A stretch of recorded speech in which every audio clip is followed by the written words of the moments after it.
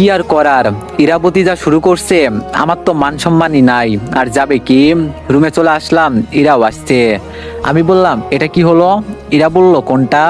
আমি বললাম বানিয়ে বানিয়ে যে বললেন। ইরা বলল আপনি রাতে আমার শরীরে হাত দিছেন কেন?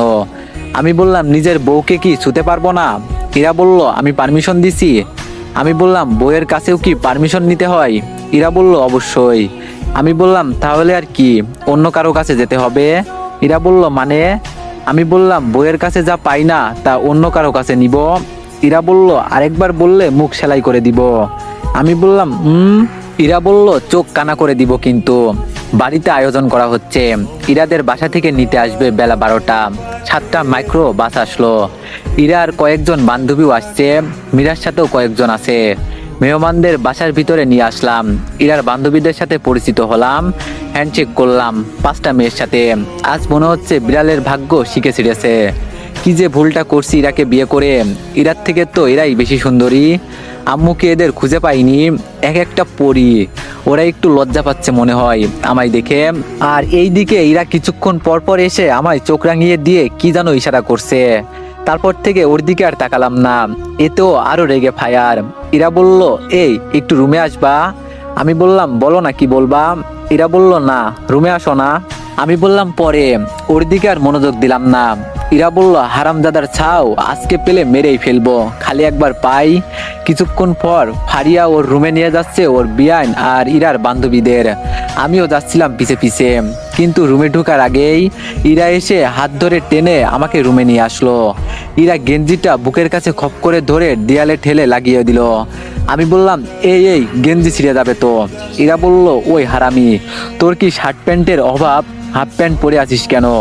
আমি বললাম তোমার বান্ধবীরা তো এর থেকেও ছোট কাপড় পরে আসছে। ইরা বলল উফ, মন চাচ্ছে এখন তোর চোখগুলো বের করে নি। আমি বললাম তাহলে দেখবো কি দিয়ে? ইরা বলল পরনারীকে দেখার খুব শখ তাই না? আমি বললাম নিজের থেকেও যদি দেখতে না পাই তাহলে তো দেখবই। ইরা বলল কি বললাম? আমি বললাম তোমার বিড়ালের নখগুলো বুকে লাগছে, ছাড়ো। এক টানে গেঞ্জিটা ছিঁড়ে ফেললো। নিচের দিকে হাত দিতেই আমি বললাম না থাক, আমি চেঞ্জ করে নিচ্ছি। ইরা ছেড়ে দিয়ে বলল এখনই আমার সামনে চেঞ্জ করবি। আমি বললাম লুচ্ছি। এরা বলল কি? ওই এগোতেই আমি কাপড় নিয়ে দৌড়ে ওয়াশরুমে ঢুকে গেলাম। আগের কথাগুলো মনে পড়লে এখন কেমন আফসোস হয়। আগে ভাবতাম উফ, বিয়ে করে যে কত মজা, জামাই বউ একসাথে ঘুমাই। কিন্তু এখন দেখছি বিয়ে মানেই প্যারা, বেঁচে থাকতেও মৃত। চেঞ্জ করে বের হতেই দেখি মহারানী চলে গেছে। একটু সেন্ট মাইরা গেলাম মেহমানদারি করতে। মেহমানরা খাইতে বসছে। আমি ইরার বান্ধবীদের খাবার দেখছি সব ঠিকঠাক আছে কিনা, এটা ওটা নিতে বলছি। ঝুঁকলে যে ঝুঁকি আছে তা ওরা বোঝে না, না বুঝলে আমারই লাভ। শালিমানের তো আধা ঘরবালি, আমারও তো দেখার হক আছে নাকি। কেউ খারাপ মাইন্ডে নিবেন না। ইরা দেখি দূর থেকে আমায় ফলো করছে, আমি পাত্তা দিলাম না এখন ওরে। সবার খাওয়া দাওয়া করতে করতে বিকাল হয়ে গেল। এবার আমাদের যাওয়ার পালা ওদের বাসায়। ইরা আর আমি পাশাপাশি বসছি, কিন্তু ও গাল ফুলিয়ে বসে আছে, কথা বলছে না আমার সাথে। মাঝে মাঝে গাড়ি ব্রেক করলে ওর গায়ে টাচ হলেই দেয় কুনোই দিয়ে গোতা। বুঝাই যায় অনেক রেগে আছে, তাই যথেষ্ট দূরত্ব বজায় রেখেছি। বাংলাদেশে 29% পুরুষ তাদের বউকে ভয় পায়, তার মধ্যে হয়তো আমিও একজন। ওদের বাসায় পৌঁছাতে সন্ধ্যা হয়ে গেল।